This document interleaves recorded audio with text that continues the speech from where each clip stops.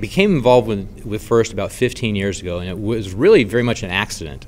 It was a case where there were a couple of students who lived near us who had seen a piece on 2020 one evening about the FIRST competition when it was very first starting, and basically came down the street the next day and talked to a friend of mine, a coworker of mine, and myself, and they basically looked at us and said, Dave, you know, we know you guys work with robotics. We saw this thing about this robot competition last night. We really want to get excited, and would you come and help us? And Dave and I looked at each other, and we didn't know any better, so we said yes.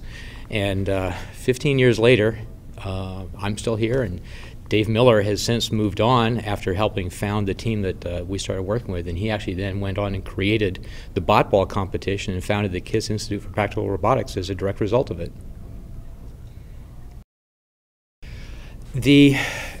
As I think back on the people who have really been good mentors to me, there's not one specific one, but rather it's actually been a fairly large group, but there are a couple who really stand out. I think one of them, without a doubt, would have to be my mother. When I was growing up in high school, my mother was a teacher at one of the local elementary schools, and they were just beginning to learn to use computers in a classroom setting. And so I used to go down after I got out of school in high school, and I would go down to her math lab at the local elementary school and learn how to play computer games.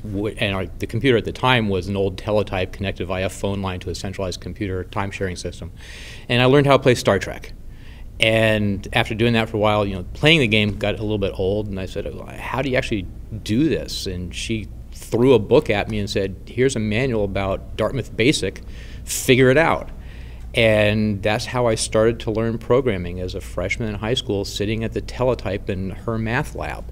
And she encouraged me to keep pursuing it, and the result of that process is during my junior year of high school, I actually got employed by Fairfax County as, at the time, their youngest computer programmer, writing computer software for her math lab to help develop educational and training systems for her students.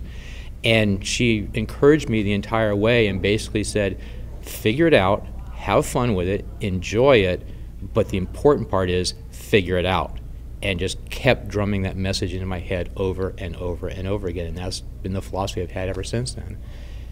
And while all that was going on, one of the other mentors who really influenced me and helped me during that entire process was one of my teachers, Gretchen Goswick, who was a math teacher and an early computer science teacher at the high school, who knew what I was doing down at the math lab and got all excited about it. She asked me to come and be one of her student aides with complete full knowledge before she even asked me to be her student aide that I was going to do absolutely nothing to help her, but I was going to use that as a free period every day where I could sit in front of the computer at the high school and work on my programming for the elementary school math lab. And she was completely behind it, and she would sit there and watch what I was doing and force me to learn discipline about approaching the problems and disassembling a problem in a systematic way, understanding it, and translating the process of problem solving into something that was manageable and could be translated into computer software and design of computer software.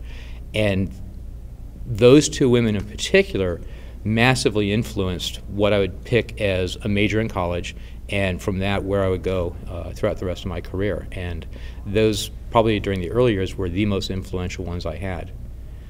The one other one that's probably worth mentioning is later on in my professional career was an office mate that I had, and who I worked for, so he was my boss as well, and we shared an office for quite a long time. And it was a very interesting process because he was a mentor in a very unusual way. He taught me an enormous amount about the job that I'm now doing and have been doing for the past 20 years.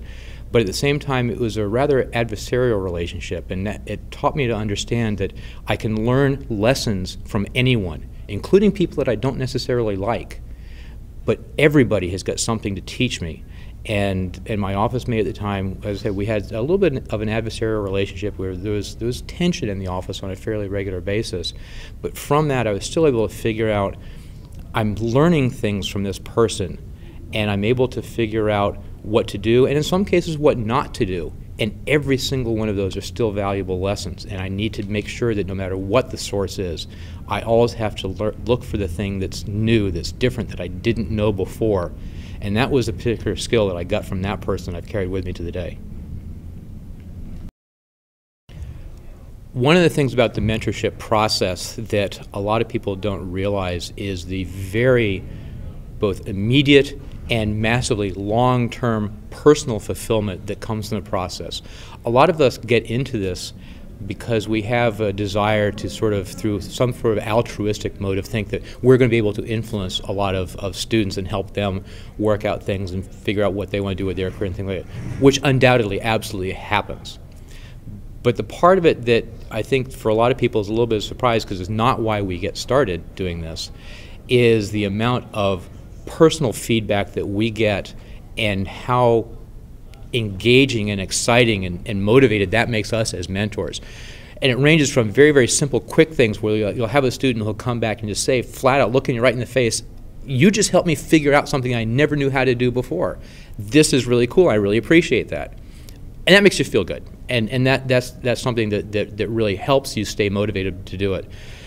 But the ones that are also much more interesting are the ones where you hear from someone who was a student that you worked with or a team member that you worked with 5, 6, in some cases 10 or 15 years before, who will come back a decade later and say, in my entire academic career, working on the team, working with you was the thing that I remember, and that was the thing that helped me figure out what I wanted to do with my career, with my life. And that sort of affirmation of the value of what we do as mentors, again, is both enormously fulfilling, and it validates why we wanted to get into the process to begin with. It validates that we are having the effect that we wanted to have, and we are able to add value to the student experience. And that again is what motivates a lot of us to begin. One of the particular events that I remember as a young student with the teacher who was one of my best mentors was a case where we had an old computer system. It was basically a teletype, and we were using and printing out everything on paper as we were interfacing with this time-sharing system that was being used by the entire county. And there was very strict rules about how we were allowed to access the main central computer, the big mainframe, and that we could do it during certain times of the day, and the students were only allowed to have a certain amount of time slice and everything else. And there was a dial-up connection that you hit one button, it was an automatic dial, and would just go to the certain inbound line that had a timer on it and everything else that we were allowed to use. And one of the other students and I were complaining on a regular basis about how limiting it was, especially as we were trying to write fairly sizable chunks of software that we were using at other schools and things like this. And Gretchen basically sort of looked at Guy Schroff, the other student, and I, and looked at both of us and said, you guys are really bright. You know that there are different ways to get access to the resources you need. You need to figure it out and do what you need to do to get the tools you need to do the job that you've been asked to do. The county has asked you to do this. Figure out how you're going to make it happen. Resource management is part of the problem. We sort of looked at her and said, so you're saying what you want us to do is figure out how to get the time that we need on the computer. She said, yeah, I mean, there's all sorts of different ways to make this happen. Go figure out how you're going to make it happen. I'm not going to give you the answer. I'm going to tell you to solve it yourself. Now, what she expected us to do was to be able to sort of share the time slices that we individually had and sort of pool them together, make a common pool of resources, and figure out how we could manage our own productivity so that we would do stuff offline, then go online just for the amount of period that we had to do and meet our own personal time properly. That's what she thought we were going to do. What we heard was, there are other ways into the computer. If you're smart, you'll figure out how to get there. The phone had a lock on it. These are the old phones, literally were the old dial phones. We figured out that even though the phone dial had a lock on it, basically when you turn the dial, we took the phone apart and found out when you turn the dial, all it did was hit a ratchet that sent a number of pulses. So you spun around to 5 and went and ratcheted out 5 pulses. We figured out there were other ways to make pulses. If you sat there and you hit the cradle where you put the phone handset down, you know, 1, 2, 3, 4, 5, that was the same thing as a dial. So the fact the dial had a lock on it didn't matter. We just sat there and tapped out other phone numbers. We could dial anywhere that we wanted to. We found out the other phone numbers for the other ports into the computer over in the main county building that weren't restricted. And so all of a sudden we're dialing into the administration's ports and using the open port to get the time slices that we needed. Needless to say, we got caught. And they came back and said, you're not allowed to use those ports. You're students. Those are administration ports. You can't dial into that port and do your stuff. And we sat there and said, but you have told us that we need to do this. We have to go and get these resources. And Gretchen came over and sat down with us and said, yeah, you, administration, you've told them to do this job. And she backed us up and said, they were smart enough to figure out how to get the resources they needed to do the job that you've told them to do. Don't you dare come down on them hard. They're doing what you told them to do. Your problem is they figured out how to get around your system. You solve that problem. Don't make them unsolve the solution that they had. And that was a real big formative lesson in terms of understanding there are rules and there are rules, and you always want to follow the rules, but there's also the intent of a rule that you have to be careful to understand. And that applies both on the part of the people who are affected by the rules that are in place, and making sure that you understand the intent and you really try to stay within the constraints that you're given. But it also is a really big lesson for the people who write the rules, that if you're not clear about your meaning, people are going to wander around it, and they're going to find ways around it. Why is all that important? Well, you think about what did I do now in the first community, sitting on the game design committee. As we sit and we write rules every single year for this year's game, guess what one of the lessons is that I think about every single year? There are people who are going to try to find ways around the rules, and we have to think about that from the beginning, and that's one of the big things we brought from it. One of the incidents that I think back to fairly frequently as I'm going through the course of the year and working with a team is an event that happened almost 10 years ago now. It was one particular student I was working with, and she told me from the very beginning that math was not her strength, and she had struggled with it. And she was on the team. She really enjoyed working with the team. But the math side of things was where she felt very uncomfortable. And we were designing and making a wheel for the robot. And we had just a big slab of aluminum, and we were going to turn down a certain profile on the wheel, and then we're going to try to make it, lighten it as much as possible to make a very light, dynamic wheel that would be perfect for the robot that we were designing. And I sat down with her and said, okay, well, here's what we're going to do, and what do you think the wheel ought to look like? And she drew out a profile and said, okay, great. And then we need to make some lightning holes in it. What should they look like? And she drew it out, and she sketched it out very well. I said, okay, great. Now, how much do you think it's going to weigh when we do this? And this blank and then almost panic look came over her face. I have no idea. I don't do that part. I'll design it. I'll sketch it, but don't ask me to do the math. I said, no. Here's what we're going to do. Okay. Here's the density of aluminum. Here's what a cylinder looks like. Here's the equation for a cylinder. So if the aluminum block is this big and the equation of a cylinder is this and the density of aluminum is this, do you know how much just the block is going to weigh? And we sort of worked through that problem one step at a time. And solved it. I said, okay, now let's just one piece at a time. If you carve out this much, and then you make a hole that's this big, and a hole is nothing but a cylinder of negative space. So you just take that volume away. And you just do that every place you've made a hole, you just take that much away.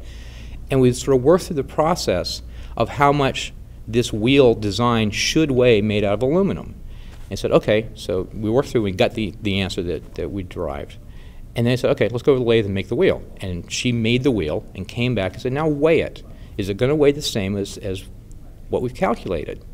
And again, she got this panic look on her face. She said, I know that we came up with this number, and I went through the process, and I understood all the steps, and I did all the calculations, and I know that number's there, but I don't believe that it's that easy. Math is harder than this. I said, no, just put the wheel on the scale and try it. See if what you figured out is what really happened. And she put it on the scale, and to within 3 significant digits, it was accurate with her predicted answer. And she got this look on her face and literally had tears in her eyes. And she said, you don't understand what this means. I've never understood how math made sense in the real world. I get it now. I understand how you use this stuff and how it actually is connected to something that's real. This is the first time this has ever happened for me. And I watched that process, and I watched that transformation. She did not go on to become an engineer or anything else, but just the fact that all of a sudden, for the first time in her life, math made sense, and that I was able to be there to help her sort of figure that out so at least she didn't have to be scared of math anymore, even if she never became a mathematician, was an enormous experience as a mentor and as a teacher to go through that process. And there have been a lot of other moments since then over the past 15 years that have happened like that. But that was one of the most concentrated, most profound experiences as a mentor working directly with a student to help her discover something new that I've ever had, and it's stuck with me ever since. The thing I would tell most women when they consider ever getting involved with a program like FIRST or in a career like engineering or anything that's math or science related, very, very first thing I would tell anybody is don't ever let anyone tell you no. Don't ever let anybody tell you you can't do this or you shouldn't be doing this. There's absolutely no reason at all that anyone who wants to get involved with a program like this should ever be dissuaded from doing so. One of the most profound things that we've been able to see over the past several years is, in a lot of cases, in a lot of teams that are out there, the emergence of the girls on the teams as leaders in every single case. The particular team that I work with over the past 15 years, we have 15 team captains in 15 years, 8 of them have been girls. And every single time it happens, it's been a wonderfully positive experience. And the leadership skills that the girls have shown over and over and over again have been wonderfully positive, and it turns into something very unique because, especially at high school ages, a lot of boys, it's not that they have a problem with that, but in a lot of cases it's the first time they've ever had an experience working with a female as a leader. And where they might, in some cases, if you ask them beforehand, they'd almost say, I don't want to do that, almost sort of resent it. In almost every single case afterwards, they say, this was one of the coolest experiences they've had no problems at all with it, actually really enjoyed it and thought this was great. And so it's the sort of thing where a girl can get fully involved, become a leader in an opportunity, and work with some really bright people on her team, male or female, and do great things. We carry that all the way through into my professional life as well, where some of the projects that we've had sending spacecraft to other planets, where the sub-team and team leaders have been female, and we're doing stuff that nobody has ever done before. So you can absolutely point to what we do as examples to say female leadership of projects absolutely works, and it works well, and it works in cases where you're doing something that is completely new, completely unknown, and requires enormous innovation both in terms of the skills as well as the organization and the project. And when you do that and you're willing to get behind the leader, whoever it is, of whatever gender it is, that you can just absolutely do amazing things.